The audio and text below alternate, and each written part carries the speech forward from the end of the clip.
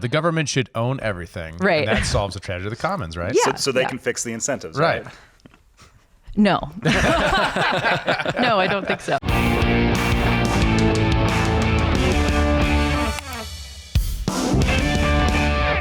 Hey everybody, welcome back to Human Reaction. We are so excited to have a special guest in studio with us today, Kat Dwyer, Marketing and Media Manager for the Property and Environment Research Center. How are you, Kat? I'm doing well. Thank you guys for having me. Absolutely. So tell us a little bit about yourself and what it is that you do and what it is that PERC does. Yeah. Well, as you said, I'm Kat Dwyer. I work in marketing and comms with PERC. And PERC is a 43-year-old conservation organization. We've been based in Bozeman all 43 years. And we approach conservation from sort of a different angle. We are traditionally the home of free market environmentalism, which some people say is an oxymoron. And we will prove that it is not an oxymoron. So PERC has, we work on land, water, and wildlife issues. And our approach is to bring voluntary, market-driven solutions to conservation challenges. Blasphemy.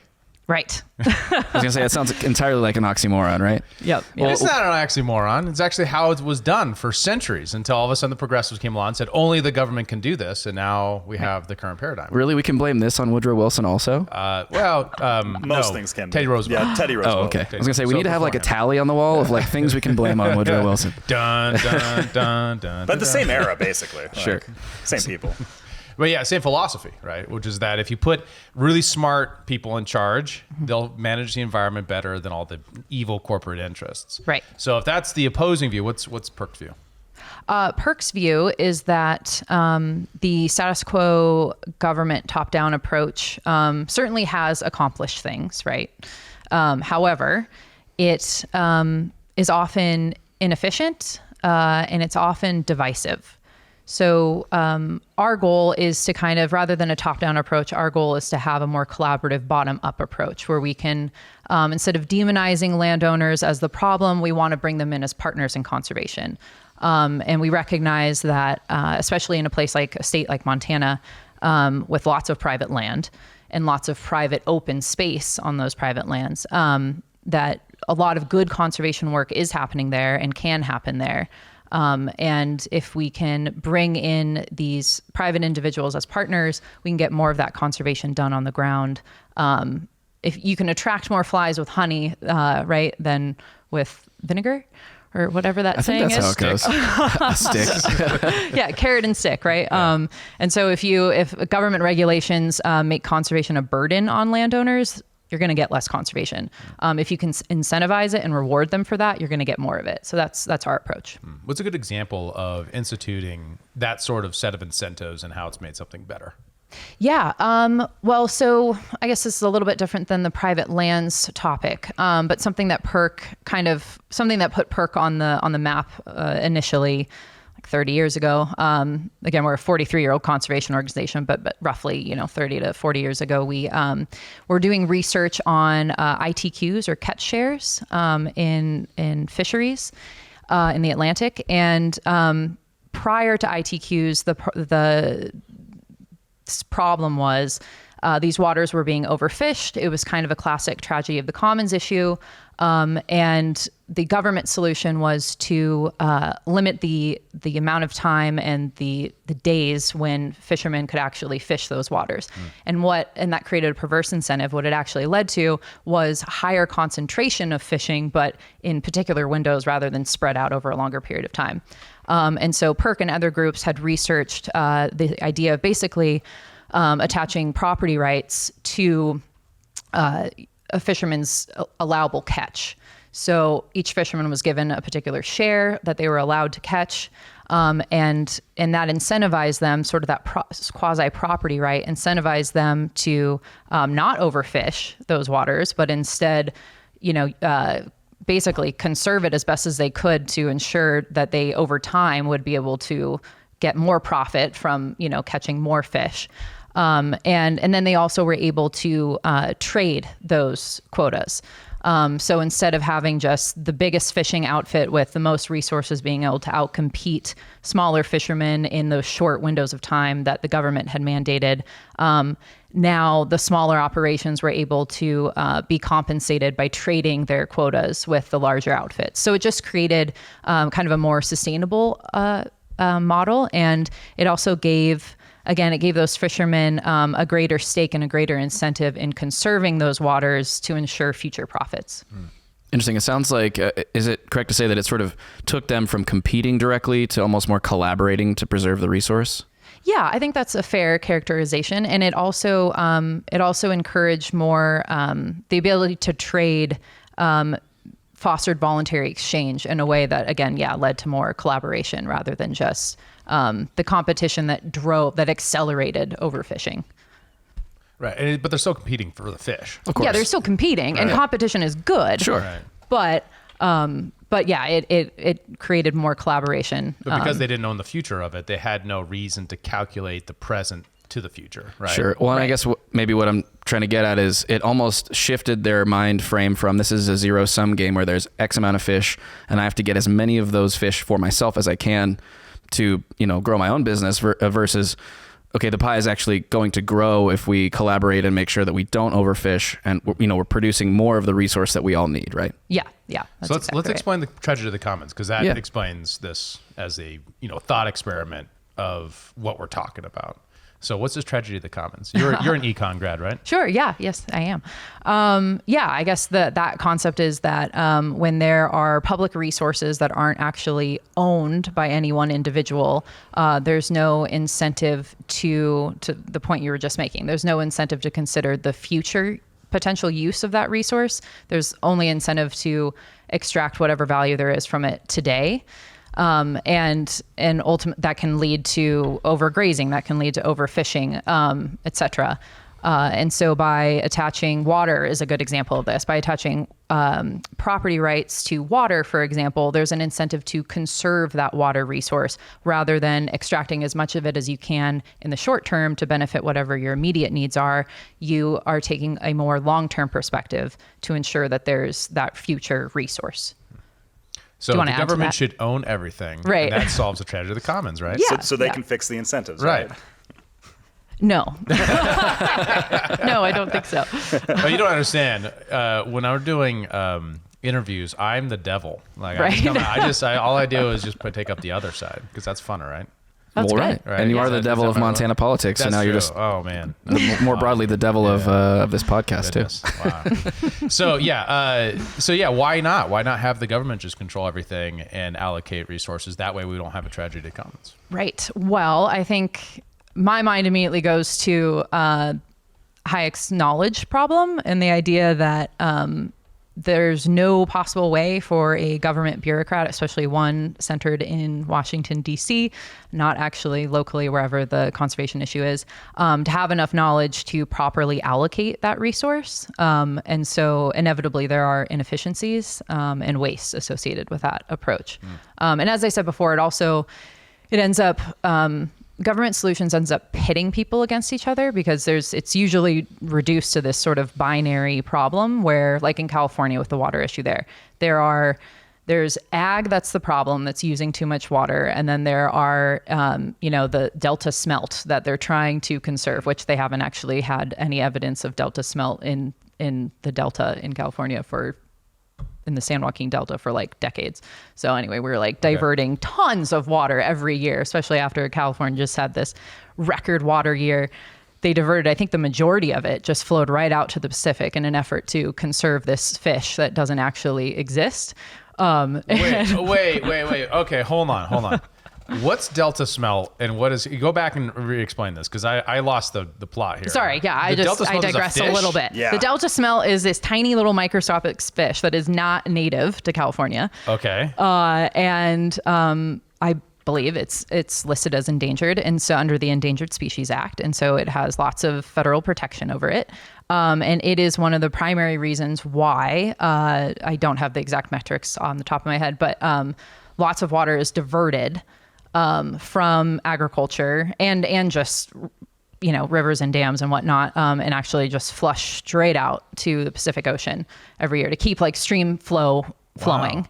Wow. And anyway, I brought that up as an example of where the government's solutions and these heavy-handed regulations end up pitting people against each other in a way that doesn't foster collaboration at all. It divides, and it creates, and you end up getting into these sort of stalemates where, the farmers feel like they've been labeled, sort of the villains, and they're not interested in trying to conserve the species because it only brings costs to them. And the environmentalists have no interest in working with the landowners or the farmers because they've been labeled as the bad guy. So it's whereas PERC's solution to that would be, rather than the government solution, it would be to allow water markets to flourish. So changing sort of regulations around the edges, changing what is considered beneficial use, which is what determines how you're allowed to use your water right. And by making a couple tweaks there, you can foster water markets where water rights owners can actually barter and trade their water, and they would be willing, if they're compensated for conservation purposes, to trade their water. We've seen that work in states like Utah and even here in Montana. And so that fosters a more collaborative approach where you can actually get real tangible conservation benefits, and still have the farmers be compensated in a way where they can benefit and conservation can benefit. So it's mutually beneficial rather than a zero-sum game. So in this case, you would have like probably nonprofit, I would guess, environmental organizations would raise money, say, we got to save this fish, to then buy water rights from the farmers so that they can divert that water to the oceans to save that fish. Right? Yep. That's the idea. Yeah. And what's interesting there is how prices play a role in helping us negotiate the competing values of individuals as a group, right? So what's objectively the better thing? Cheap food for the poor or saving a fish that's endangered? Right. Right. How do you decide what is the greater value? Well, when you have prices, people will then have to actually give something up to signal in the real world what that value is, right? It's one thing just to say, well, obviously the fish or obviously the other thing, but when you have to actually sacrifice for it, then you realize what your real values are. It's called revealed preference versus internal preference. This is a Misconception idea. So your internal preference is an ordinal list of things that you care about, but you don't really care about that thing until you go out and you actually do something about it. You like Crest toothpaste or you like the other one, Arm & Hammer or whatever, right? You might have a list, but then when you go to the store and you see that Crest is 25% off, maybe that internal list changed, so you buy Crest, right? Same thing here. But we also decide that as a group, that the fish or maybe agriculture is more important. Right. And prices act as a signal to communicate those preferences. So that's the beauty of the marketplace as opposed to government regulation, right? Because the government, now it's a democratic fight. Now we have to literally change the democratic stronghold of California to change the trajectory of this decision. While if it was a market-based process, that decision would be made faster and more congruent with people's internal and external values with their trade-offs that they're willing to make that objective happen. Yeah, and it's very easy for people to kind of virtue signal and outsource their feelings about these things to government control. But at the end of the day, if you actually have like a real price structure and defined property rights, you start to see like it reveals the truth of how people actually feel about these things, right? Oh yeah, imagine if instead of targeting agriculture, which I understand why they do, it uses the vast majority of water, but imagine if it was residents in San Francisco or LA that had to make dramatic cuts to preserve this fish that doesn't exist. I mean, their preferences would be revealed, right? And they would probably vote differently. So yeah, and I will just say, to be completely fair, another problem with the particular California water issue and the farmers there, water is also heavily subsidized there. So if it was priced fairly, again, that would communicate information in a way that probably would lead farmers not to grow like water intensive almonds in the Central Valley, which is drought ridden often. And so prices could do a lot of good. Yeah, like grazing rights in Montana, for example. Big ag gets tremendous opportunities to be able to use public lands at sub-market rates. Yep, that's true. Yep. Right. So then it creates the incentive to basically use the government land rather than use private land and all those sorts of things that don't necessarily create the best environmental results. Well, I will say I mean, I'm like a quasi anarcho-capitalist, so I'm like, don't really want any kind of government subsidies at all. However, I will say those grazing lands, the BLM owns, I wish I had this number off the top of my head, but This is the Bureau of Land Management, not yeah, Black Lives sorry. Matter. Right. Oh, yes. I know. We live in a new era. Weird. For months after Black Lives Matter started, I was like, why is everyone so upset at the BLM all of a sudden? Yeah. Right. Yeah, you're right. It's a new era. I have to make that distinction. The Bureau of Land Management owns, like millions of acres of land across the U.S. And those lands do need to be managed. And, there's an argument about different grazing practices, and regenerative agriculture is really popular right now. And I think there's some debate about how much value it adds. But those lands, grazing overall does have a lot of conservation benefits in terms of, even just like wildfire prevention, like keeping those grasslands reduced, or not reduced isn't quite the right word, but keeping the grass itself sort of from being overgrown is important. The cows pooping and stomping on the dirt is good for the soil. Grazing isn't necessarily bad for conservation. Oh, sure. I wasn't trying to claim that, to be clear. Okay. My biggest thing is it frustrates me to have the grazing leases be so below the market rate, because then there's no incentive for private producers to lease out their land, right? Because they're never going to be able to bid up to the private land owners. Not to mention that the people with the best, government arrangements and who have been doing it the longest, most likely ones to get those leases. So it makes a new ranch just harder to start. I have some friends who try to start new ranches, and it's like, you can't get on government-owned land because they're all locked up with people who have had these relationships with government agents for a very long time who get these leases. Yeah, totally. Yeah. And it becomes like a family legacy, and then you get like the Bundy case where there's, and in many ways, like when you've raised multiple generations on the same piece of land, in some ways I can understand the sentiment that is your land. But but it's not. It's literally public land that you have a lease for. Can you elaborate on the Bundy case? What is that exactly? Was it Tom Bundy? Was that his first name? Yeah. This is Nevada, right? In Nevada. There's a bunch of Bundys, right? It's a huge clan. Is Ted part of this Bundy clan, or is that a different? Oh, no, Bundy? You're right. No, I don't know if that. I think these are separate. There was a Ted Bundy too. That's in part of the family. It was back in like 2014, 2015. There was like a big standoff in Nevada. Yeah, and that was over feds. grazing leases. They have a and ranch. back taxes, I believe. Yeah, also that. They have a ranch right next to a bunch of public land. And if you're not from Montana, this doesn't make any sense why this would be such a big deal. But for those of us here, it's a big freaking deal. Yeah. Which is that there is they for a very long time had a relationship with the government where they could lease their cattle to graze that land.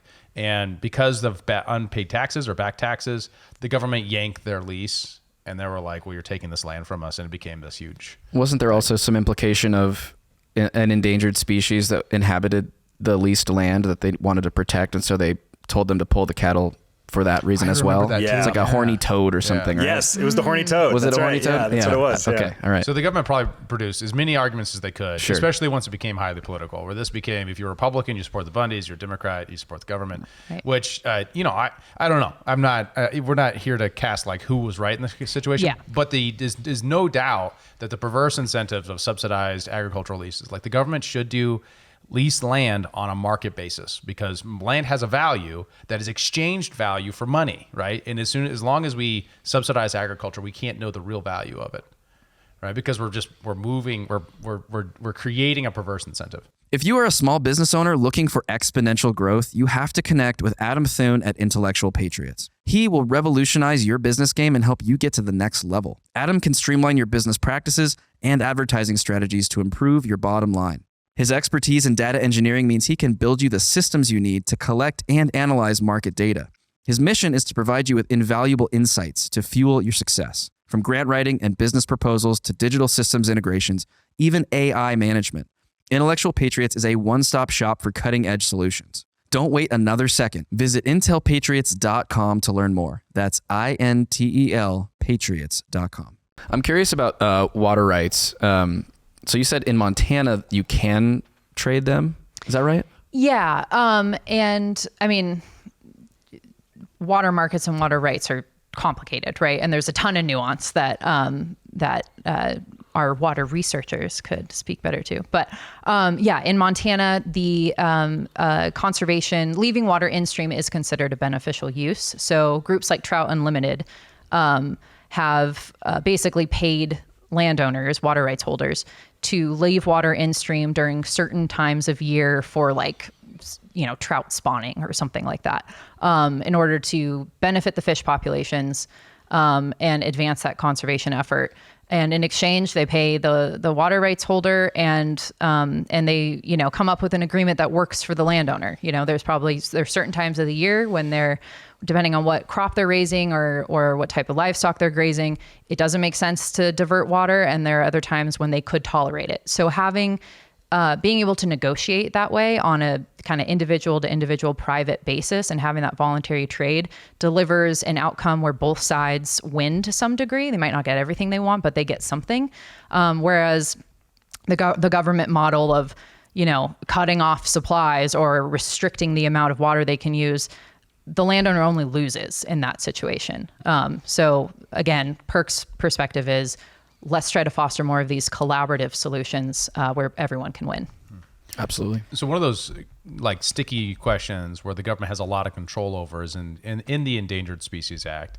What's kind of the market-based approach to try to both have a reasonable goals and ambitions for bringing back endangered species, but then being able to at some point no longer do that, right? Where it's actually becoming an impact. There's too many wolves or bald eagles or whatever. Sure. Yeah. So a couple things on that. The Endangered Species Act is a beloved piece of legislation that isn't going anywhere. It's the kind of the constraints that we work within. And it's done a lot of good. I mean, 99% of species that have been listed haven't gone extinct. So that's something to celebrate. However, a lesser known data point is that just 3% of listed species have actually recovered to the point where they can be delisted. So that's a pretty dismal record of recovery. And, some environmentalists kind of ignore this fact today, but one of the original goals of the Endangered Species Act, it wasn't just to prevent extinction, it was to actually recover species fully so that they can thrive. So with that said, we're not, PERC doesn't want to do away with the Endangered Species Act at all. We just want to improve it so that we can get better recovery outcomes. And one way to do that is to partner with private landowners. And a reason for that is that 2/3 of endangered species are found on private lands. So that's a majority of them. Their habitat is on private land, meaning private landowners need to be our partners in helping recover these species. And habitat loss is the driving factor of species extinction. So it's really, really important that we can foster more habitat on private land. And currently, the way the law is structured, and also just the way that it's implemented, which is a little bit different than how it's structured, the incentives are all wrong. So one example of that would be what's known as the 4D rule within the Endangered Species Act, which sounds really wonky, but it's not that complicated. Basically, when Congress first wrote this legislation, they said that threatened and endangered species should be treated differently. And endangered ones should come with more strict regulations, and threatened ones should come with fewer regulations. And the idea being, if a landowner finds a threatened species on their property, they are incentivized to help recover that species, because if they don't and it tips towards being endangered, they're going to be penalized for that. And vice versa. If they are endangered, they'll be rewarded if they improve its status. But then, so in 1973, that's how the law was written. That was the plan. By 1975, 2 years later, the U.S. Fish and Wildlife Service basically did away with that distinction and imposed what they call a blanket 4D rule. So they did away with the distinction, and both endangered and threatened were treated the same. And that gives landowners no incentive to recover species. In fact, it actually has led to what colloquially is known as the shoot, shovel, and shut up approach, where if you find an endangered species on your property, get rid of it and hope no Fed saw. Because otherwise the government comes and... Yeah, and it imposes huge costs on you. And so one thing that PERC has been advancing, and this is where, we've got a couple different branches of what PERC does. I'll digress slightly here. We are doing more field projects that are truly free market solutions on the ground. And then we also have to work within the constraints of the government that we live with, right? So on the endangered species issue, we are just trying to improve that act. So we are working with the government to try to reinstate the distinction, the original 4D distinction, to create better incentives for landowners to actually recover species. And it's funny, this is a perfect example of how another flaw with the government approach. Basically, under the Obama administration, they didn't officially get rid of the blanket rule, but they, in practice, the Fish and Wildlife Service under Obama basically acknowledged that distinction, and they did treat threatened and endangered differently. Trump came into office, he codified that and did away with the blanket rule and reinstated 4D, which we were excited about. Then comes in Biden, and he does away with the distinction and goes back to the blanket rule. So it's just, what can be done in one administration can be undone in the next. So you don't end up having permanent solutions to conservation. You end up having this political tug of war. And the species are just the species, and they need to recover, right? Like, they don't have a political allegiance. And so they kind of get whiplash. Yeah, it needs sustained incentives to make the difference too. Like, if you have only 4 years of good incentives, it's not enough time for a species to recover. Totally. Right. How do you stabilize that politically? You got to pass code. It's got to be through Congress. Yeah, Congress has to say, this is how you do this, right? And the problem is, I assume, is that the executive branch's implementation isn't as clear in code that allows them to make these distinguishing interpretations. Yeah, I think that's right. There's ambiguity around these things that allows for it to be kind of monkeyed with. Because otherwise you could sue, right? Otherwise PERC could say, you're not implementing this rule right, and could sue the government to then get the rule changed. Theoretically. Now, whether or not you would win in court, that's a different question, because it's the government case, judging its own case. But yeah. Well, and I will say litigation also now is a huge issue where, especially when it comes to delisting. I mean, that's probably a large reason why the delisting rate is so low. The grizzly bear is a really good example of this. That was listed in, I want to say 1975, I think. And it had in our area, for example, the greater Yellowstone ecosystem, the goal was 500 bears. We're now at over 1,000 estimated. Those bears are recovered. I'm sure you guys followed. There were 3, at least, maybe more recent attacks of grizzly bears. They are expanding their territory.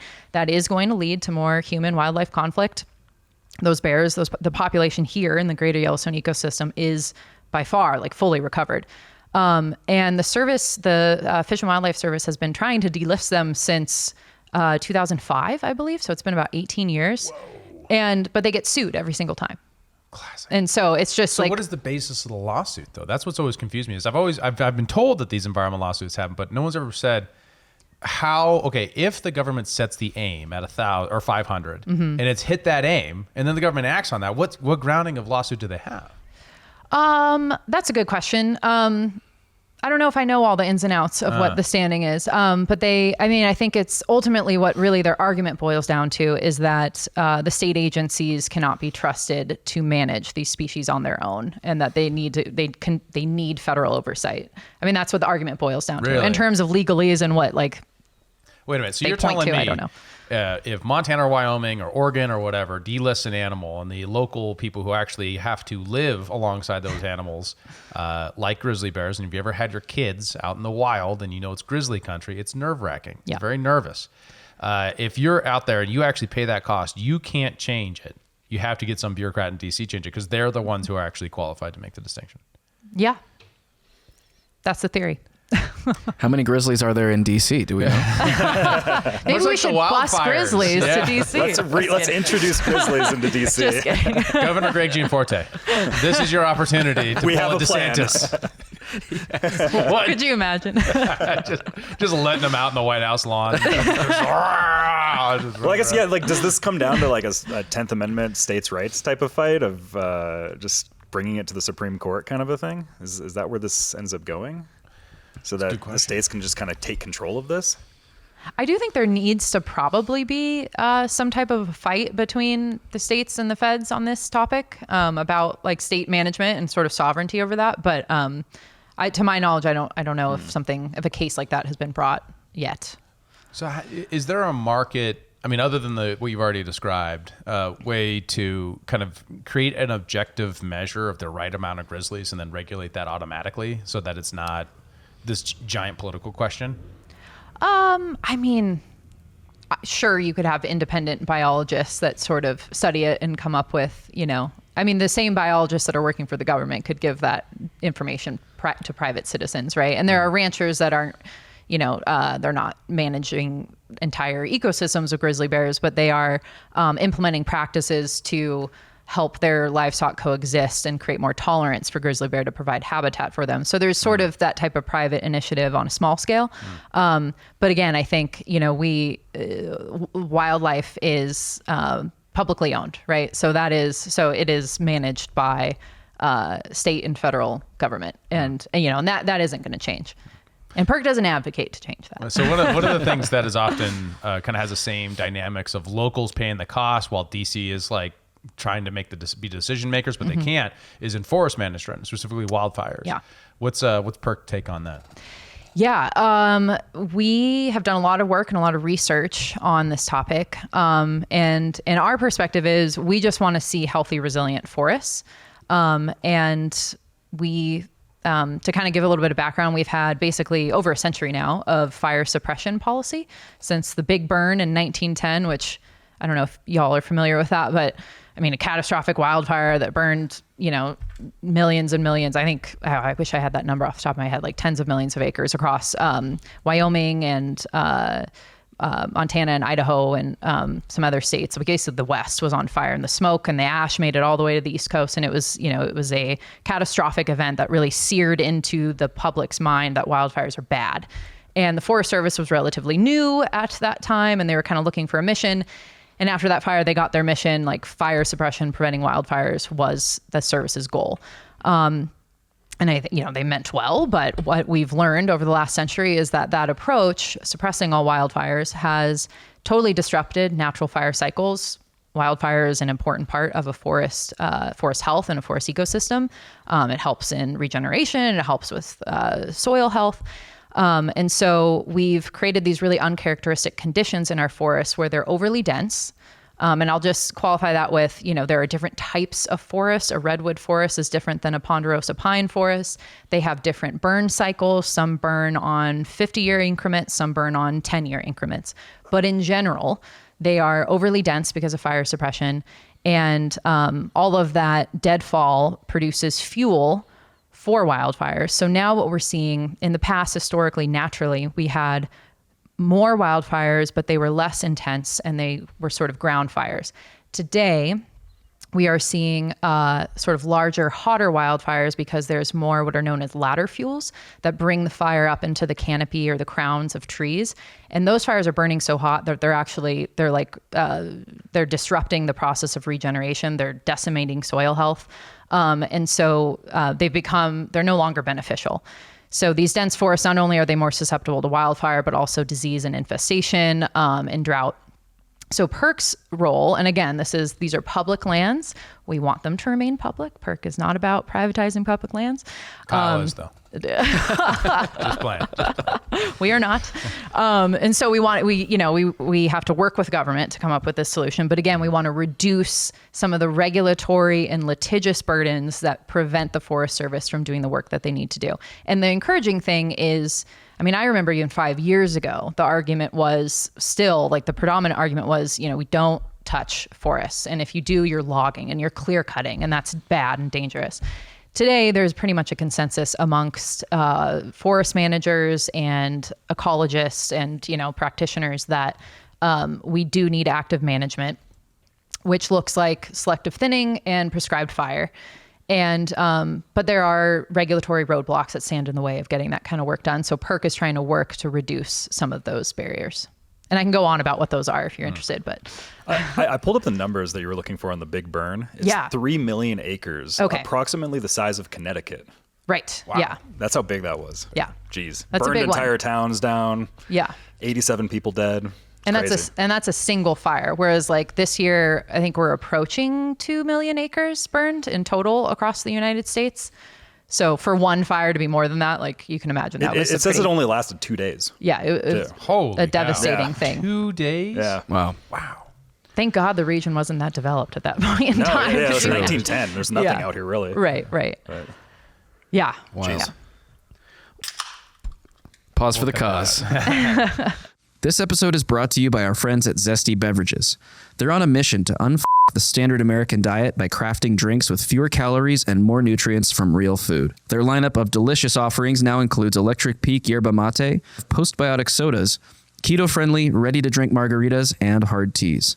Wondering what a postbiotic soda is? Well, head on over to zestybev.com to learn more and find a retailer near you. Once again, check them out online at zestybev.com. That's ZESTYBEV.com. What are the barriers that PERC is trying to pull away? So one of them is sort of the review process for getting this type of work done. So anytime you're going to go onto public lands to try to do active work, you have to go through the NEPA process, the National Environmental Policy Act, which has good intentions to sort of slow you down, think it through, think about the ecological effect of what you're doing. That's all well and good.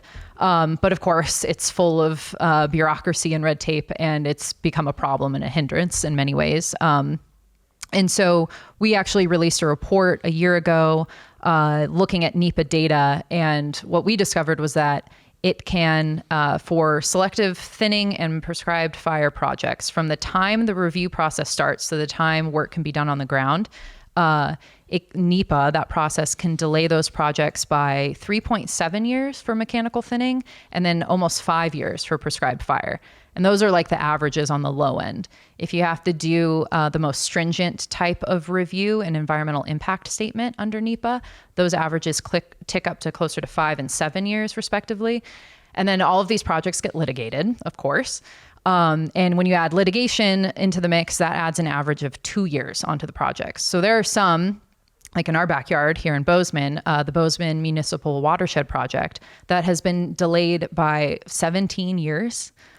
Wow. And that goal of that project is to basically create a fire break between the Custer-Gallatin National Forest and then in our water supply.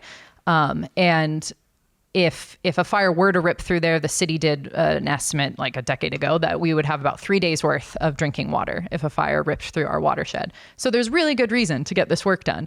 And the Forest Service they worked with the city, they went through the NEPA process, they dotted every I, crossed every T, and they have been sued so many times, and they are finally now starting to do work, but they were sued for so long. Multiple times. They would finally get through one litigation, start the process, get sued again. And so that it was delayed by about 17 years. So who's suing and what are the grounds for their suit? Because it seems like it would be a really bad deal for that to happen. Yeah, totally. Well, I don't know if I should name names because they're locals here in town. Name them. they're doing this thing, right? Yeah, I mean, totally. like, come on. The Cottonwood Environmental Law Center is one. I knew it. Yeah. And we, we want to work with those guys. So, but we disagree on this issue. And they've sued. I don't know if they're the only one that has sued on that project, but they're one of the leading litigants. And their argument is that doing that type of restoration work would disrupt wildlife habitat. So this is actually where the Endangered Species Act and then forest management policy kind of intersect. So most of the time when these projects get sued, it's because there's some type of endangered or threatened species that has habitat in that space. And so they sue on the grounds that you would be, disrupting the habitat and infringing on the ESA. 100,000 people wouldn't have water. Right. Yeah. You need water to live. Well, and not only that, there was an example in Northern California where same sort of thing. Forest Service was trying to get restoration work done. Environmental activists sued because on the grounds that the work would disrupt the northern spotted owl habitat. And the project was delayed by several years. I think about 10 years. And I shouldn't smile. It's not funny. It's terrible, but it's a little bit ironic. A wildfire ripped through the area and completely burned the wildlife habitat. So, that's the other risk. It literally happened in Hungry Horse in Montana just a couple years ago. Yeah. I mean, the same thing. And I knew guys who've been hunting that area for a long time. It was all matchstick timber fall, but there was some really great spots. And now the place is just wiped out. And when that happens, and again, because these fires are burning so hot because there's so much fuel, you're like destroying habitat for a long time. It's not just while the fire is burning, it's after the fact. Those species are going to go elsewhere. And so, it's interesting. As a libertarians, you'll probably appreciate this. It's there's a tendency to think short term, I find, on kind of the left, right? And I think PERC's perspective, we take a kind of in that classic Austrian style, like we take a longer term perspective, right, about the consequences of these things. And another regulatory issue that's a problem, prescribed fire obviously emits smoke and particulate matter. The Clean Air Act, the way it regulates particulate matter and pollution, prescribed fire smoke counts towards that. Wildfire smoke does not count towards that. So states have a particular amount of emissions they're allowed to have under the Clean Air Act. Nice. And because of the way it's regulated, it often hinders fire managers from using prescribed fire. But if they were to use it, they would be reducing the risk of a more catastrophic fire that would cause more pollution later on. Yeah. Let me explain this maybe slower for our city dwellers, right? Sure, we do have some people who are not from the country like us. That means if you intentionally and safely burn it, you're punished. But if you let it burn everything to the ground in a wildfire, it's not counted. Right. Meanwhile, the wildfire burns orders of magnitude probably more, right? And carbon into the atmosphere, more pollution than the prescribed fire ever would. Yes, absolutely. Makes total sense to me. Yeah.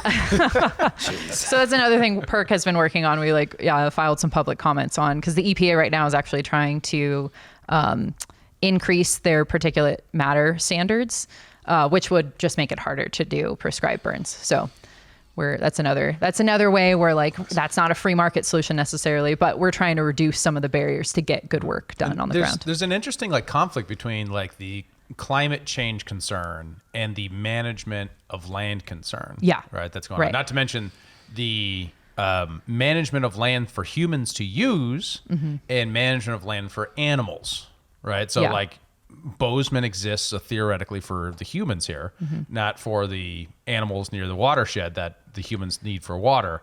And so, obviously there's a perverse incentive to raise money to sue the government, because then you could raise a lot of money and get a lot of bill time for lawyers to sue the government to stop this sort of thing to happen. But beyond the political economy of that, there's the philosophical question, which is, what is the purpose of the environment, for humans or for animals? And how do we navigate that question? I think it depends entirely. Your perspective on that depends entirely on which tribe you associate with, right? I mean, the degrowthers might say, "Oh well, it's not for us. We're a parasite on the earth, and we should preserve everything in its natural way and be as minimally impactful on it as we can." And that's has some merits perhaps, but it is inherently anti-human, right? It is inherently saying we're all bad just for existing. So I don't know. I don't personally prescribe to that or subscribe to that. Well, we know Kyle does. Kyle, what's the right answer?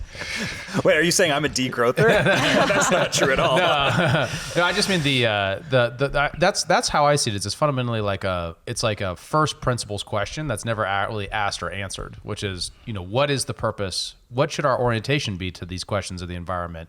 First principle, is it there to help people?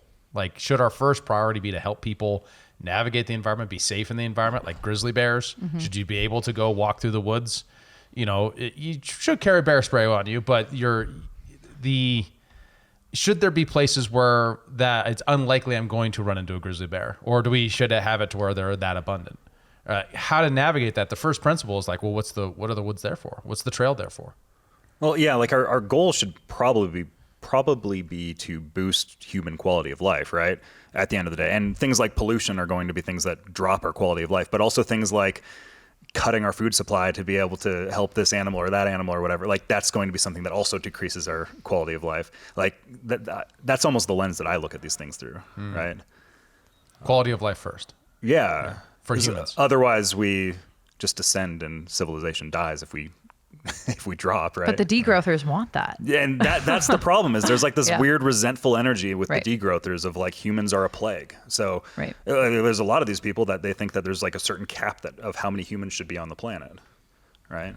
But not a cap on other species, though, because the other species are purely altruistic because they're not human. Is that the argument? I guess. I don't think even though a grizzly wants to eat your face. There's a very original sin type of argument that happens there. It's a very religious motif, right? Yeah. Totally. I think we're of nature. I don't think we're separate from it. I think we are of nature, and I think we are endowed with and intelligence that allows us to be stewards of nature. And I think we should be good stewards of it. And in terms of like managing species populations, you know, if we just are hands off, well, one, they would kind of manage themselves. But if there are examples of this where, like, you know, when wolves have been eradicated out of Yellowstone National Park, elk, deer, pronghorn, etc., proliferated. Well, then there were so many of them, they were overpopulated. They started decimating cottonwood groves, and then that disrupted habitat for birds and other species. So the whole thing kind of got thrown off balance. Reintroducing the wolves helped restore that balance. So there's a way in which humans can be, and I guess that was kind of correcting an error because we had eradicated the wolves, but there's a way in which we can steward these things. Just like with the forest management issue, the natural fire cycles have been disrupted and forests are less resilient today because we screwed with that system. So restoring those forests is a way for us to kind of remedy that and restore more natural cycles. But again, we are of nature, and I think there's a way, I think thinking of us as separate from it is dangerous, because it then leads to sort of these calls for population control and some environmental policies that, like the Delta smelt example. Is it really worth destroying the livelihoods of thousands of people in the Central Valley and potentially disrupting water supplies for a state of millions of people to protect an endangered fish that doesn't actually exist in the Delta? I don't know if that's the right trade-off, right? Like there are trade-offs that we have to think through. I need my almonds. I need my almonds. Okay. Well, I mean, people forget that California's a major agricultural state. Like they produce a tremendous, not almonds, but many other things too that are, you know, very, and the water problem there is a substantial problem, not just for California, but the world. The higher cost of water is, the more that goes into those inputs, the higher cost food is. Right. And who pays the cost of the food the most when it's expensive? The poor. Right. So if you are an anti-poverty advocate, you should be advocating for ways to create better incentives for farmers in these situations, and for environmental people to be able to get what they need. Right. Well, in history, there ends up being a lot of demonization of the farmers because of prices going up, and that's where you end up getting like the kulaks and, you know, the Soviet Union and things that are going on with the Dutch right now because of environmental policies. There's a lot of rebellion that's starting to take place right now. So like there ends up being this like weird resentful energy that gets placed towards the farmers, and it's like, these are the people that are providing us with food. Like this is how the food shows up in the grocery stores, and it's all these policies that are being put in place that's making it more difficult for them to do their job properly. No, we'll just have government subsidized lab grown meat, and we'll all be fine. And then eat the bugs. Eat the bugs. Have your UBM, your basic income. I like the lab grown meat thing though. I think it's kind of cool. They're discovering that it's like really unhealthy because it's so highly processed. It's like farmed fish, right? Like the omega fats are way off. Like you're not getting the benefits that you would otherwise get. Sorry. I was hoping it would be great. I mean, maybe someday, but not yet. We'll get it. It's just a technical problem. We'll figure it out. I want to 3D print some steak or some salmon, some sashimi in my office. That'd be awesome. Just some plastic steak right there. Yeah, that's good. This is a little aside, but did you guys see the Rolling Stone article a couple weeks ago about how concern about seed oils is a right-wing conspiracy? Yeah. Yes. See that. I do know several right-wingers that are really into seed oil.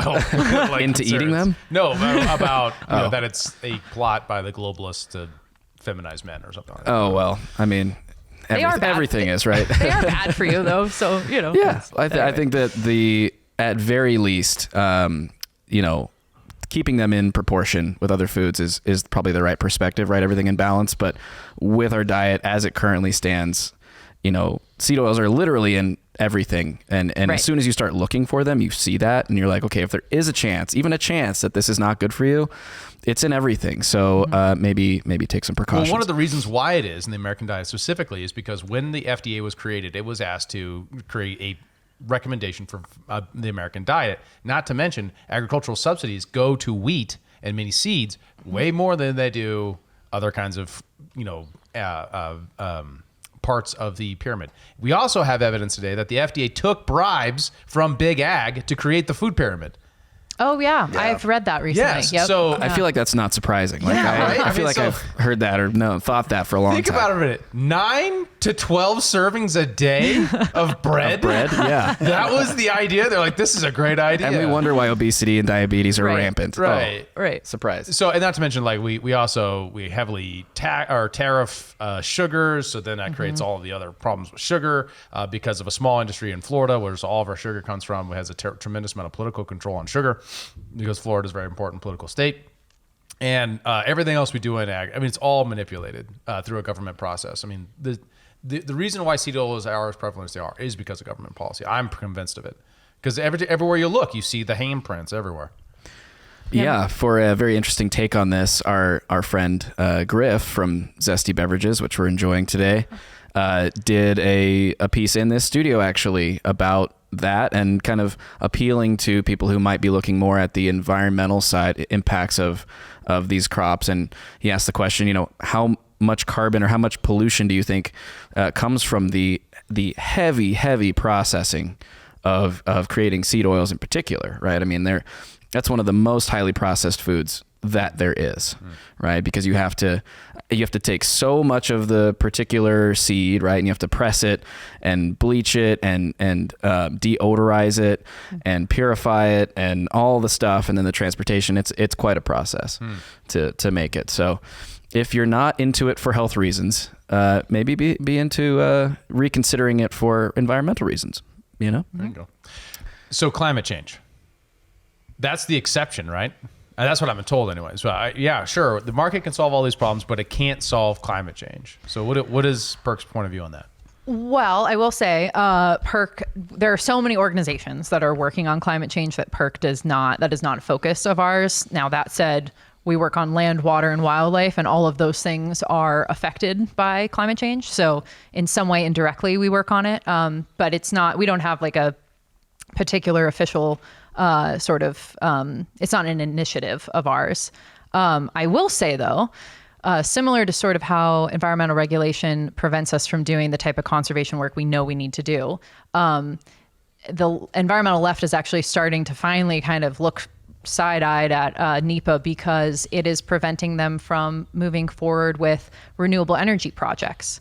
When they want to clear 30 acres in the desert of Southern California to put a bunch of solar panels in there, and there's an endangered flower, which is a real case, they get thwarted by both the ESA, Endangered Species Act, and NEPA. So they're starting to there's some movement building on permitting reform to kind of streamline NEPA for those reasons. So even on climate change, the government gets in its own way and can't institute its preferred solutions. It is classic to me to think you can't build a new apartment complex because of NEPA, but if you want to build solar panels, then the lefties really get out there. They get very upset. Well, and what about the Atlantic coastal waters and all these windmills going up, and the argument that the jackhammering to build the foundations is disrupting whales and killing whales off the coast? Do you know anything about that phenomenon? Yeah, again, that's not something PERC is focused on, but I've read a little bit about that. Yeah, and it seems like there are more biologists that are coming out and starting to talk about it. And it is, it's a narrative that has just been completely silenced, it seems, by the progressive left that are climate advocates. So the reality is, renewable energy is so heavily subsidized, and it's become, sort of another political weapon that those industries have a lot of political power and might behind them. So it'll probably be a long time before anyone acknowledges any of the environmental degradation associated with that work. But it requires so much land and habitat, it has to disrupt wildlife habitat. So it is one of these issues that I think eventually will come to a head and cause some division within the environmental movement, because there are two conflicting things, right? In the name of saving future wildlife habitat, we're going to disrupt current wildlife habitat. Really, it's an intermittent energy source that's very inefficient and requires baseload energy to be online all the time, which is also completely inefficient and will drive baseload energy out of business. And so I mean, none of it is really a sustainable solution. And the idea that any of that is actually going to reduce global temperatures in a meaningful way is just sort of idiotic. So it feels like it's a lot of tax money being thrown around and a lot of localized harms in terms of where these projects are started for not much benefit at all. I'm just wondering where the Save the Whales movement went. Why isn't I know. Greenpeace out there and Right. boats, you know? I Yeah. wrote a guest column some years ago because we had a candidate who was running for U.S. Senate, and we have this coal-fired power plant in Montana that was running into some problems called coal strip. And he basically got asked this question by a reporter: "What are we going to do to solve coal strip?" He said, "Oh, we'll just replace it with solar panels. No problem."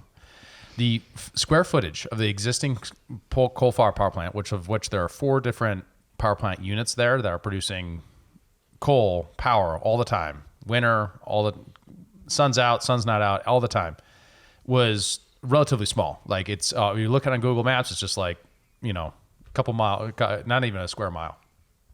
I worked with an engineer we know named Cody to backwards step back how many solar panels would be needed and how much square footage would be needed to replace the baseline power plant of just that one power plant. And it took up most of Bighorn County. Wow. Yeah, it was an enormous, I had to zoom way out on the entire map of Montana to put in the square to demonstrate how big it was just to get the square footage to produce that much energy, much less only that much energy when the sun was out and it wasn't dark. So if you wanted that energy to be that base load, right, you would have to have an enormous battery bank to store that energy. That Which wasn't that even part of the technology doesn't conclusion. even exist, Oh, yeah, really. they're yet. building it right I mean, now. they are, but Billings. but they're not. Oh, literally at this site there's where a they're trying company to do in this. Billings, Okay. trying to build a large power Yeah. bank for all the wind and solar projects out in eastern Montana. Yeah. But I don't know how successful they're being or how much they're relying on subsidies to make it happen. We'll have to find out. Yeah, well, There's one in Monterey, California. There's a Really? big battery power bank that has had, it's run into a lot of trouble. One being fires that have broken out because of the batteries. We have Teslas catching on fire. Right. What happens when The entire- enormous yeah. battery bank catches on right. fire? Right. Oof. And the storage capacity is nowhere near what it would need to be to actually store the amount of energy to replace a natural gas plant or something like that. And what ends up happening is you have to have natural gas or coal there on backup. So you end up needing both. Mm-hmm. And because renewables produce, energy intermittently, those cost-wise, I'm going to look into this at some point. I wish somebody had looked into it already. I would love to know the numbers on sort of what it costs these companies to be online like that and how much profit they're losing when the market is flooded with energy from a solar field. But they have to remain operational because they can't, wind up and down in the same way that, the other facilities can. So it seems like a model. They're dependent on these fossil fuel baseload energies. But I think in the long run, I don't see how it's economically viable for the baseload to be To keep saddled with operating. this energy. That's why I'm going to say this. Richard Nixon was right. Yeah, he was Wow. right. Yeah, what we should have done is back in the 1970s when we were building nuclear power plants, we should have built 1,000 more of them. And if we had, we wouldn't have nearly as much coal. We would have nearly as much natural gas. We'd all be running on nuclear, much like most of Europe was at that time. And the CO2 implications would not be there, wouldn't be a concern. We'd have concern with releasing more water vapor in the air than we currently do, maybe.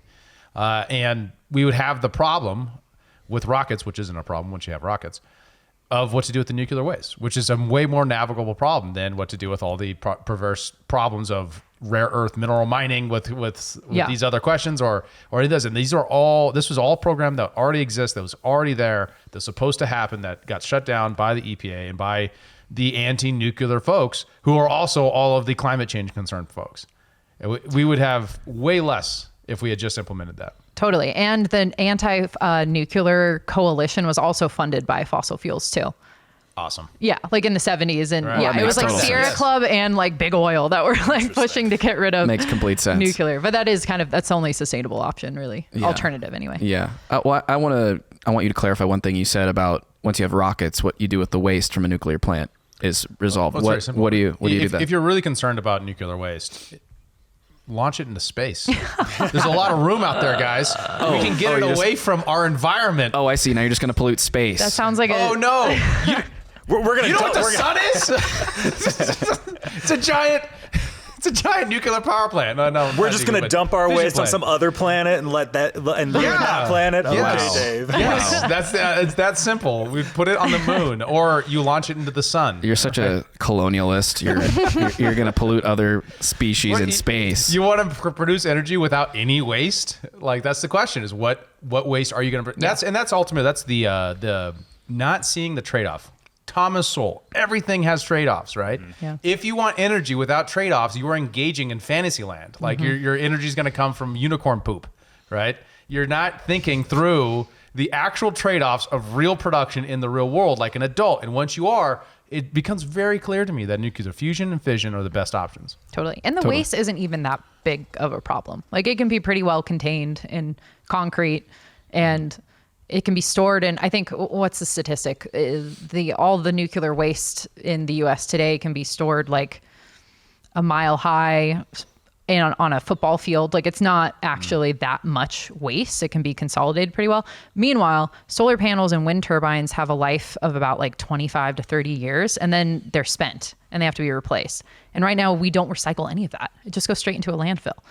So, and it's, obviously that waste is accumulating at a rapid rate the more we employ this technology. So again, it's what is the trade-off there environmentally? It seems more environmentally friendly to contain it in a small, secure space than to just fill landfills or ship it, to Southeast Asia and pollute those nations. Yeah, it ends up in the ocean, right? As opposed to the moon. I'd rather have it on the moon. Just saying. Well, you have to consider the beings that live on the moon and what they want, David. Right. Yeah, what about our space base on the moon? It's a pretty big place, the moon. I think we could fit both. But think about it, even then, you're literally, it's in a vacuum. It's not safer than in a vacuum where there's no air, right? I mean, like that's a great idea. Anyway. Just set it on a trajectory for I the think I sun. have a great idea about nuclear waste. I agree with you, Dave. Well, I guess look, I'm gonna partner with Elon. It'll be hard to sell, but I guess there kind of lies the question is like, why is it that the progressive left's environmental movement is so anti-nuclear or fission or any of these things? Like, because it does seem like such a clear answer to all of these problems. I think there's just so much money behind wind and solar that all the incentives are wrong. Like if government started doling out subsidies for nuclear in the same scale that they are for other renewable sources, I think everybody's tune would change. But right now, that's the industry that's favored. So that's where the money is. So the Nuclear Energy Commission was formed. We were building nuclear power plants at a pretty regular clip. Since it's formed, we've built like 5 in decades. Yeah. Right. So like it's like this crazy thing where we've regulated it more while we subsidize other things, while we've said there's a huge problem with carbon, while the trade-offs to these other things aren't really known in the beginning. Now that they're known, people aren't just ignoring it. We're at the ignoring it stage. Pretty soon we're going to get to the having to actually have the debate about renewables and what their trade-offs are.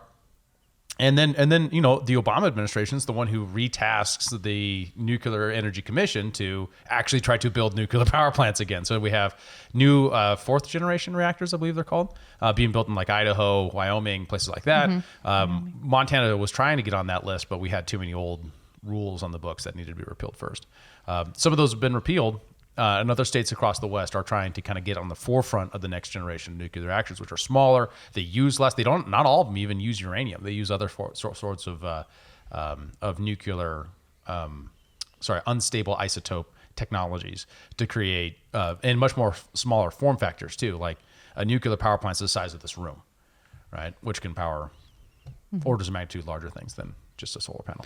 Yeah, but Chernobyl, Fukushima, 3 Mile Island, right? Right. I don't like having Fukushima in that list. Why? Because if natural disasters are less rare now, like no, they're not. They're more common because of climate change. As far as their impacts David. and costs are less now than they were in the past, right? In part because of the production of power and energy. And you compare it to one made during a malfeasance by humans, right? And that can happen at your local coal fire plant can dump its ash pond into a river, right? Trade-off, right? Your rare earth mining outfit could also dump into a river or pollute a forest or whatever. So each of these things are all possible for they're all trade-offs to any amount of energy production. But Fukushima particularly is like a very, rare and bad design, right? Putting the backup generators in the basement rather than on the roof was a bad idea, right? Given their proximity to tsunamis and the sea. Nuclear itself, just as a word, also has such a stigma around it because boomers spent their entire childhoods hiding under, going through drills, hiding under desks Right. to protect themselves from the nuclear explosion that wouldn't kill them if they were under a desk, right? Yeah, but we are far closer to nuclear war right now. Right. Because of the boomers, too, ironically. Yeah, that's true. We're an anti-boomer podcast. Yeah. Sorry, Mom. No, I mean, like, it's just the elites of that era, absolutely. And then, but I mean, right, we're not afraid of it right now, but we are. I think you're right. There's still like a lingering fear, Stigma, yeah, about that. Even though right now we're like Cuban Missile Crisis close, and we're still like, eh. Well, it's just the introduction of nuclear into like the public parlance came from a nuclear bomb going off or hydrogen bomb going off. So like everybody just, when they think of nuclear, they think of that because they read about it in their history book. Maybe it needs to be World War II. rebranded. We'll just call it something Call else. it something else. Yeah. Come up with a new name. Not a bad idea. Isotope power. There you go. I like it. Yeah. I like Let's it. start it. It's not Yep. nuclear, It sounds super isotope power. technical and it sounds kind of cool. Like, Yeah. isotope power. Yeah. Well, to bring things back a little bit to PERC's work, I want to know more about about PERC's Conservation Innovation Lab. What's that all about, and what are you working on? Totally. So that is kind of a new branch of PERC. We started as a research organization. We were a bunch of dorky economists that loved the outdoors, and we're kind of economics first, and we wanted to apply economics to conservation issues. We sort of evolved to be more of a conservation first organization, but we still use sort of market principles to drive the solutions that we look for. So we still have our research. We have a law and policy branch now, and now we also have the Conservation Innovation Lab, which is where we do field projects on the ground. And one that kind of ties into maybe a private solution for wildlife management, ESA alternative stuff. We are working with a landowner in the Gravelly Range to basically implement new grazing practices to reduce wildlife conflict with grizzly bears. So where it's a public land lease that they are on, and there is a high concentration of grizzly bears in this area. So predation from grizzlies is a huge problem. And we partnered with a couple different organizations and this landowner to help them implement different grazing practices. And it's actually really interesting. What they're doing is mimicking elk movement. So they're doing higher numbers of cattle. There's safety in numbers, right? So they're doing more, larger numbers of cattle, but they're grazing them for shorter periods of time, and they're moving them more frequently. And so they've actually already seen, some early good results. I think so far this year, there's been one predatory, one attack, I guess you could call it, by a grizzly bear, one loss. And the year prior, before they implemented this new practice, there had been 19 total. So that's a pretty significant decrease. And of course, we'll have to continue to monitor it and see if that trend continues. But it's innovative, it's interesting. And the purpose of these projects that we work on is not, we don't necessarily know what the outcome is going to be. We're experimenting. But when we find a partner that's willing to do something pretty innovative, we want to support that. So another one that kind of relates more to our area is our work in Paradise Valley, which is just over the pass from Bozeman. That's a big ranching community. There's a lot of open land there, and it abuts Yellowstone National Park. And it is a natural migration corridor for ungulates and elk in particular. And in the winter, elk migrate out of Yellowstone National Park, and they use these private lands as winter range. And the problem is, for the landowners, they come with a lot of costs. They eat the same forage that their cattle eat. They knock down fences, which is super expensive to repair. And then they also run the risk of bringing brucellosis, which is a disease that causes both bison and elk carry it. And it can cause cattle to abort their young. So, and if if a herd is detected with brucellosis, the landowner has to quarantine the herd. It can cost them upwards of hundreds of thousands of dollars. It's a big deal, and for a smaller operation, it can decimate their whole financial viability.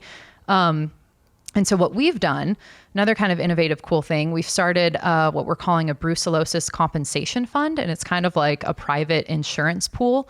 And it's a 3-year pilot project. We started it in January of this year, and any landowner in the valley is able to participate in it. If we're hoping we don't have to use it, but if there is an outbreak, we'll cover 50 to 75% of their quarantine costs. We're not going to cover 100% because we're economists and we don't want to create perverse incentives. So we want to incentivize them to still take all the measures that they need to mitigate it on their end. But if there was an outbreak, we could help them sort of shoulder some of that cost. And the reason why we want to do that is we want to increase elk tolerance. Just like with the grizzly agreement, we want to increase grizzly tolerance and still maintain that habitat. We want this winter range to remain for the elk. And if nobody steps up and starts helping compensate for the conservation benefit that these landowners provide, they're going to basically be eaten out of house and home. And there's so much development pressure in this area. And you guys as locals know that. And in Paradise Valley in particular, that they will eventually sell and that whole valley will be subdivided. And then there won't be any elk migration. So we've been working with conservation groups like the Greater Yellowstone Coalition who understand this issue and kind of share our perspective on this in particular, that, it's worth, if we want to see conservation done, we should pay for it directly and we should partner with these landowners. So instead of, somehow mandating that they have to tolerate these elk, we're going to pay them to tolerate them and help their operation be more viable. So it doesn't just get subdivided.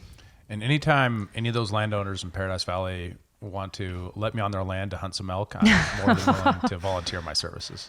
Yeah. I second that. Totally. Where do these funds come from? It's all, so the brucellosis compensation fund was totally privately funded. We partnered with the Greater Yellowstone Coalition, the Rocky Mountain Elk Foundation, the Spruance Foundation, and then Credova, which is like a local tech company that you guys might know of. And we raised private capital by donation. So awesome. Yeah. And then the participants are also putting in. So yeah. They have skin in the game. Yep, they do. That's really cool. Yeah. Mm-hmm. What is that? Is that sort of the part of the elk occupancy agreement thing? That's a little bit different. Is that different? Yeah, that's a little bit different. That's basically paying for habitat. So what we did there, we worked with another landowner in Paradise Valley. Same sort of issue. Elk's a problem, brings costs, risk of brucellosis. This rancher is also a cattle rancher. And so what we did there, we set aside 500 acres of what was historic elk winter range. And we did that and it was pretty cool. We got to go and remove the old fencing ourselves, which was super fun. And part of what they do is they spool up all the barbed wire and they roll it down. There was super steep landscape we were on, and to get rid of the barbed wire, they just rolled it down the hill, which was pretty fun to watch. And they'd yell "Watch out!" and you have to get out of the way of this ball rolling at you. But anyway, we removed this. Terrifying. It was, yeah. Barbed wire is scary. Rusted, pokey. Yeah. Ball of death. Yeah. You definitely wanted to get out of the way. I just love they were just great salt of the earth people. But anyway, we removed the old fencing. We put in 1.25 miles of wildlife friendly fencing. So the cattle can't get through that. They're kept out of the winter range, but the elk they can hop over it. So basically we set aside this space exclusively for the elk. And that particular rancher has, they have outfitting on their land. So that was another incentive for them to want to get this type of work done. But it helps separate the cattle and the elk. It maintains elk habitat. And because we help them build this fences are expensive, especially wildlife friendly ones. They were able to, that was the financial help that they needed to be able to tolerate the elk. So yeah, super cool, innovative projects. Yeah. Mm-hmm. Yeah. Very creative. I like it. And again, private funds raised to do that. Yep. All private funds. Cool. Yeah. That's neat. Well, it sounds like you guys are doing some really interesting work. If people want to learn more about PERC, get involved, can they be involved in the rolling ball of rusted death if they want to? Sure. Yeah, totally. Yeah, check out perc.org, PERC.org. And we have, if you're a researcher, we have some really great fellowships that we do annually. We also have a really cool, for younger folks that are like undergrads, we have a really cool student summit that we put on every summer that has been, we've been doing that since the very early days. So it's been a couple decades, and we get really good feedback from it. So there's lots of different ways that you can get involved. Super cool. And where can people follow you and learn more about you on the internet? Yeah, you can check out my Twitter, Kat J. Dwyer is the handle. And then, which probably we'll put in the show notes, I would think. And then I also have a podcast, which is a little bit on hiatus, and we're not competition for you guys, but we have the Whiskey Bench podcast. So if you want to look that up, we've got some fun content. I think we just need to prod you to get off of hiatus and get back in the game. I know. Yep. Yeah, totally. That's the goal. Awesome. Anything else before we wrap up, fellas? No, highly recommend PERC. Their newsletter's great. All their research stuff is just cutting edge, cool stuff that they do. And I've been following them for years, and it's really awesome to be able to feature you guys here. Cool. Thanks for having me. Yeah. Thanks for tuning in to Human Reaction. Help us fight internet censorship by liking, commenting, subscribing, following, and sharing the show with your friends. To find us around the internet, visit linktree.com/humanreactionpod.